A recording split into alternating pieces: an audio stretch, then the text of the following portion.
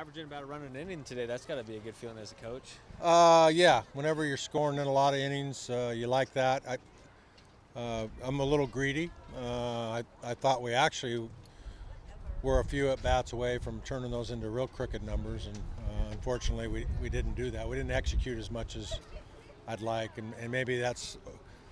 I point the thumb at myself of maybe trying to do too much to coach and prepare him for a close one-run game and things like that. If we would have just sat back and hit, we might have done better. But the fact that we got 10 runs and scored in a lot of innings is always a good thing. You mentioned that was a problem last week too, maybe leaving guys bases loaded on it. Is that even in a 10-run game continue to be something that you harp on the guys about? Yeah, you got to be careful harping because they're trying hard. Maybe that's part of the problem.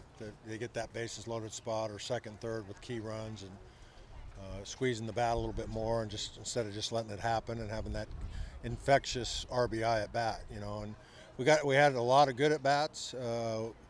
Potentially, we could have had some that really would have broken the game wide open, and they just got to quit trying too hard and let it happen, get the right pitches and that kind of thing. So, Matt Mercer said the overall clubhouse is pretty high right now and a lot of confidence going on right now. Do you see that? Yeah, I think so. That's what I said to them last night, even in a one-run game when things looked like it was going a little bit sideways in the ninth where we didn't catch a ball and gave them a run, and that they felt like they were present and positive and we're still going to win the game. You like to have that cockiness, but you also want to take care of business, and I don't think my club will ever be guilty of disrespecting our opponent or the game. And so they've got a nice little swagger going right now, and hopefully they can continue to deserve that. Gabe had 4 hits for you guys today, too. How big is it to get a freshman with that kind of production? Yeah, he squares a lot of balls up. He's one of the guys yesterday that had a guy at third and didn't get the ball by the pitcher, but he's a middle of the field kind of hitter and then showed some power late. And, Coach Ullman was responsible for bringing him into the program, and I heard great things about him, and he hasn't disappointed me one bit. He's got a bright future, not only as a DH, but he's really improving as a first baseman as well.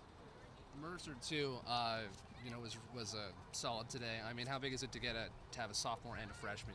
With Gabe and then Mercer being a sophomore, how big is it to get production out of younger guys like that? Yeah, Mercer. I think he might have been able to go CG if we let him go, and I thought he was much sharper than the last time he pitched and made it look pretty easy. He's got good stuff, and he's quite a competitor, and now he's probably in the running for putting PD, and I know Heimlich had a good performance with the Beavers on Pac-12 Pitcher of the Week. That was a great performance. If it was later in the season, would he have gone probably complete game there? Yeah, although, we've got a lot of guys in the bullpen that are dying to pitch, and not often in this park especially do you get an 8-run lead. So the opportunity to get some young guys like Hobaika and Telashay, get them out there is something we'll typically take advantage of, even in a league contest. PD keeps throwing up these double-digit K numbers on Fridays. Do you see that helping a guy like Mercer that maybe trying to step up and compete with PD in that category? Yeah, not so much the strikeouts, but the zeros. Pitching effectively, low hit totals, keeping the hitters off balance. I think that, it's not a mystery. Everybody does it. The next day starter charts and watches, and so he's formulating his plan on how he's going to attack the hitters, and along with Coach Dietrich's leadership. And whenever the guy in front of you has success, it kind of fills you up with confidence that you can do the same thing.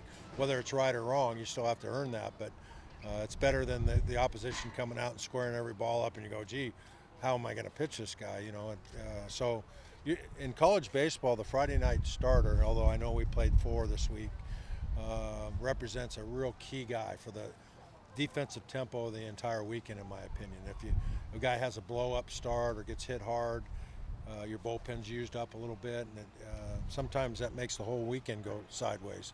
When a guy like PD, or when we had Tyler, or we've had some good Friday night guys, goes out there and establishes things, sometimes it sets it up for a very successful weekend altogether. That's 5 wins in a row for you guys now, too. What's been working these last couple games?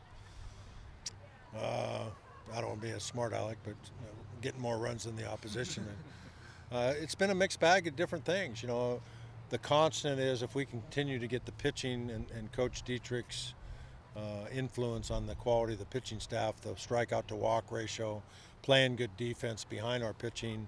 That's how you establish win streaks in baseball. As they say in baseball, momentum's only as good as next day's starter. Because I've been around teams that score 20 runs, and then turn right around. There's a new pitcher on the other side, and you get 0. So each day is a new challenge, and the way to string out a good run in baseball is to continue to have good pitching and defense. If you're in every game, you might find a way to win it late.